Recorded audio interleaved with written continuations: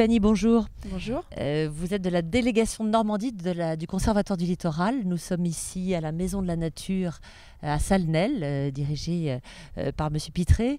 Et vous pilotez le programme LICO, qui est un projet de littoraux et changements côtiers. Alors j'aimerais bien que vous nous présentiez un petit peu ce projet LICO, L-I-2-C-O. Oui, tout à fait. Donc le projet LICO a été un projet partenarial qui a accompagné les populations côtières pour comprendre, se préparer et s'adapter aux effets du changement climatique et côtier. Donc sur 5 sites en Normandie et 2 sites dans le sud-ouest de l'Angleterre, puisque LICO a été un programme transmanche, fort d'enseignement, notamment par rapport à nos partenaires britanniques qui travaillent déjà sur cette problématique depuis une vingtaine d'années. Alors pourquoi ce programme a-t-il été initié ici en Normandie ? Je crois qu'auparavant, vous étiez intéressé sur les impacts des changements climatiques sur la biodiversité. Et là, on est dans un programme qui s'intéresse aux impacts du changement climatique, finalement, sur les hommes, sur les activités économiques littorales. C'est bien ça ? Oui, tout à fait. Donc, précédemment, la délégation Normandie a déjà porté un programme, le programme Branche, qui s'était intéressé aux impacts du changement climatique sur la biodiversité. Et les partenaires, parties prenantes du projet, souhaitaient finalement prolonger cette réflexion sur quid des usages, quid de la gestion des territoires à venir, et aussi un espace d'échange avec les acteurs, puisque nous avons mis en place une série d'ateliers de sensibilisation, mais aussi de réflexion, tous ensemble, pour se projeter ce que pourraient être nos territoires de demain. Donc vous avez mis autour de la table quel type de personnages? Des élus, des industriels, des gestionnaires, je ne sais pas, d'eau, d'énergie, etc. Quel type de profil? Donc en fait, les ateliers du LICO ont été des ateliers de travail. Donc on n'a pas pu avoir un format avec des dizaines de personnes. Mais pour autant, on a souhaité que dans les ateliers, il y ait une représentation de toutes les catégories socio-professionnelles qu'on retrouve sur les sites. Donc les élus, les usagers. Donc là, puisqu'on est dans l'estuaire de l'Orne, les représentants du port, de la Brittany Ferries, les représentants du tourisme, puisque le tourisme est très important sur ce secteur, et puis le Conservatoire du littoral, qui est un acteur parmi tant d'autres sur le littoral. Alors donc vous êtes ensemble posé la question, comment on réagit et comment on anticipe justement cette élévation du niveau des océans et puis les multiples impacts. Vous avez travaillé sur 3 scénarios un peu extrêmes et médians. Vous pouvez nous les présenter un petit peu ? Oui, donc dans le cadre de ces ateliers, on a eu une progression en fait avec les acteurs, toute une première phase, je dirais, d'acculturation, puisque l'objectif de ces ateliers était bien d'emmener les acteurs vers de la prospective territoriale. Mais pour pouvoir faire de la prospective avant, il faut avoir suffisamment d'informations, de connaissances. Donc on a eu cette phase-là. Et en fin de programme, on a travaillé sur différents scénarios, des idéotypes. Donc l'histoire de l'Orne a eu 3 idéotypes. Des idéotypes, je dirais, très différents, mais c'était tout à fait voulu, ou un secteur sur lequel on tient la ligne partout, donc on surdimensionne les ouvrages de défense existants, on bétonne. Un scénario où on laisse faire, on laisse les pulsations de la mer se faire. Entrer dans les terres. Voilà, c'est ça. Et puis un scénario plus médian.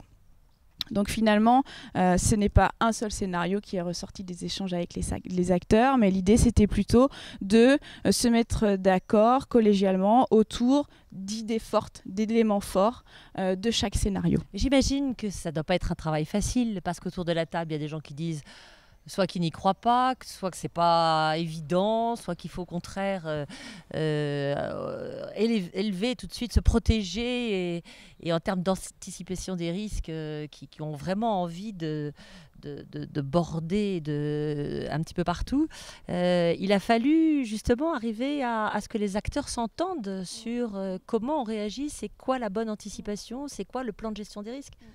Donc, d'où l'importance justement d'avoir une progression en fait dans ces ateliers, de leur expliquer qu'aujourd'hui le changement climatique il est en cours depuis très longtemps, que les changements côtiers, je dirais, c'est un bruit de fond qui existe sur nos littoraux depuis toujours, et puis que ailleurs, retour d'expérience des partenaires britanniques, on a déjà eu ce process finalement d'acculturation et puis de se mettre d'accord tous ensemble autour de stratégies de gestion nationales, régionales, locales, des déclinaisons locales, et de définir ensemble des secteurs sur lesquels on tient la ligne, on subit ou on résiste. D'accord. Alors, est-ce que on laisse faire. Vous pouvez nous donner un exemple, puisqu'on a l'estuaire de l'Orne juste derrière nous, le port de Ouistreham pas très loin. Ce serait quoi la bonne adaptation? Alors donc je ne sais pas s'il y a de bonnes adaptations, mais ce qui était intéressant, c'est de voir les acteurs finalement déjà travailler ensemble. Donc il y a eu clairement des lignes de force qui sont ressorties entre les acteurs, où là où les enjeux et les vulnérabilités du territoire sont très fortes, typiquement sur le secteur de Ouistreham, le terminal du car ferry, le front de mer de Merville-Franceville, il est difficile d'envisager du repli stratégique. Donc sur ces secteurs à fort enjeu, on tiendra la ligne. Et pour autant, tenir la ligne, vous pouvez préciser? Alors tenir la ligne, quid des ouvrages de défense existants, de surdimensionner l'existant. Donc ce sera très clairement des secteurs sur lesquels on envisageait un repli d'activité de autant de personnes serait quand même très très compliqué. Et puis des secteurs plus à caractère naturel, notamment sur les terrains du Conservatoire du littoral, où on est plus dans une dynamique de laisser faire, de laisser la mer prendre ses respirations sur les terres. Donc on a identifié déjà ensemble des secteurs, très clairement, sur la base d'un diagnostic des enjeux du territoire qu'on a co-construit avec les acteurs, donc un diagnostic partagé. Et ça, c'est très important. Alors, il y a des sujets auxquels on ne pense pas forcément, mais qui dit élévation, qui dit entrée de la mer, ça a aussi des impacts sur les réseaux d'eau, sur les réseaux d'évacuation des eaux usées, etc. Alors, ce qui est intéressant dans l'histoire de l'Orne, sur les 5 sites qu'on a suivis, c'est qu'on n'est pas du tout sur un site qui a eu une évolution négative par rapport à la côte. On n'est pas sur un site en érosion. On serait plutôt sur un site qui connaît une dynamique positive. C'est lié à la dynamique naturelle des estuaires, où on gagne du terrain sur la mer. Donc finalement, au jour d'aujourd'hui, on ne se sent pas forcément en danger par rapport à la mer. Par contre, dans l'histoire de l'Orne, les enjeux portent plus sur des questions d'inondation. Donc il faudrait plus se tourner vers l'intérieur des terres, des inondations qui seraient liées à des remontées de nappes, des problématiques aussi liées à l'intrusion de la salinité à l'intérieur des terres. Donc quid du devenir des milieux qu'on connaît aujourd'hui, quid de l'accessibilité à la ressource en eau, est-ce qu'il faudra aller la chercher toujours un petit peu plus loin, un petit peu plus profondément, et toutes les infrastructures qui sont enterrées, stations d'épuration, etc. Julie Pani, au-delà, maintenant, le programme LICO est terminé. La phase suivante, c'est un programme d'adaptation. Qu'est-ce qu'on fait? C'est la mise en œuvre. Adapto. Est-ce que vous pouvez nous en dire un mot? Alors, du coup, le Conservatoire du littoral, cette fois-ci à l'échelle nationale, décline sur 10 sites en France métropolitaine et d'outre-mer, des ateliers, des sites ateliers sur lesquels on va remobiliser la méthodologie avec les acteurs du territoire. D'accord, vous déclinez, mais du reste, est-ce que ça donne lieu à un plan de gestion de crise pour chacun des territoires? C'est ça l'objectif à terme?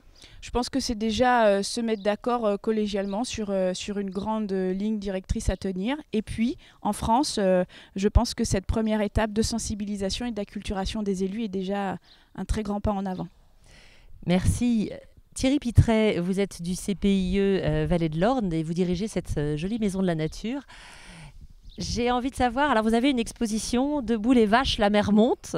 C'est une manière pour vous justement d'acculturer non plus du coup les décideurs, mais le grand public? Oui, effectivement, donc là, sur cette question-là, on essaie d'interpeller le grand public. Il s'agit d'un enjeu environnemental majeur pour ce qui concerne les sensibilisateurs à l'environnement. Et bon, c'est pas notre premier coup. On a déjà effectué une autre exposition qui s'appelait Ça chauffe sous les pommiers il y a quelques années pour commencer déjà à se poser des questions sur l'adaptation de la biodiversité. Là, on s'est centré plus sur un discours par rapport au littoral et les conséquences du changement climatique sur les côtes du Calvados. Donc l'idée, c'est d'être un peu provocateur, avec un ton un peu décalé, un peu léger, et de montrer à l'horizon 2100 comment notre littoral va réagir, et d'amener le public à réfléchir à partir de petits ateliers, à partir de séquences d'animation assez interactives, qui permettent au public de s'approprier un peu ces problématiques. Pourquoi est-il important que le public s'approprie ces problématiques ? On sent que les gens se posent quand même pas mal de questions. Tous les médias en parlent. Donc il y a toute la médiatisation autour de la COP21 qui aura lieu en décembre. On sent qu'il y a quand même une attention, mais avec une certaine anxiété. Et les gens viennent chercher des réponses dans ce type d'exposition. Et on est là pour les aider à comprendre un petit peu les tenants et les aboutissants. Et surtout pour voir en quoi on sera impacté dans notre vie quotidienne et commencer déjà à réfléchir à comment il faudra s'adapter. Et comprendre les politiques publiques mises en œuvre par la suite. Tout à fait, on est complètement dans le prolongement du projet d'ICO, mais là vraiment en se mettant à la portée du grand public. Alors vous avez des animations un peu particulières, des cafés-débats, et vous mettez un peu les gens en situation justement d'être en responsabilité face à ces enjeux. Oui, alors le café-débat est une façon de porter aussi la connaissance scientifique au niveau du grand public et de le faire réagir et donc en fait de vraiment se remettre au niveau des questions que l'individu lambda se pose. Oui, la question qui revient souvent, c'est pourquoi laisser la mer rentrer, sachant que donc il y a une inquiétude par rapport aux aléas qu'on connaît qui se sont déroulés donc dans les années à venir, enfin dans les années passées. Donc, avec Xingtia par exemple. Voilà, oui, donc et dans l'histoire de l'or, on a connu des épisodes de submersion. C'est vrai que les gens sont assez inquiets par rapport à ça. Alors c'est vrai qu'on ne peut pas non plus affirmer les choses, mais on peut au moins dégager des tendances pour dire ce qui s'est produit risque de se reproduire de plus en plus fréquemment. Comment on réagit, qu'est-ce qu'il va falloir faire pour que les générations à venir ne soient pas aussi exposées qu'on peut l'être aujourd'hui par rapport au rehaussement du niveau marin. Alors il y a moins d'anxiété, vous pensez, quand ils ressortent de l'exposition ? C'est pas sûr, c'est pas sûr. Non, au contraire, moi je trouve qu'au contraire, on voit vraiment la réalité du terrain. Par contre, on dit oh là là. On nous encourage à continuer à en parler parce que c'est vrai qu'il faut décrisper un petit peu les choses et puis essayer de rentrer ça dans notre culture, c'est évident. Ouais. Mais je vous rassure, avant de partir faire un tour du monde, un marin imagine qu'il va faire 3 fois le tour avec son bateau et que pour retirer effectivement l'anxiété, c'est pas mal de s'imaginer en situation déjà. Je pense que c'est déjà un bon pas. Merci à vous. Merci. Merci.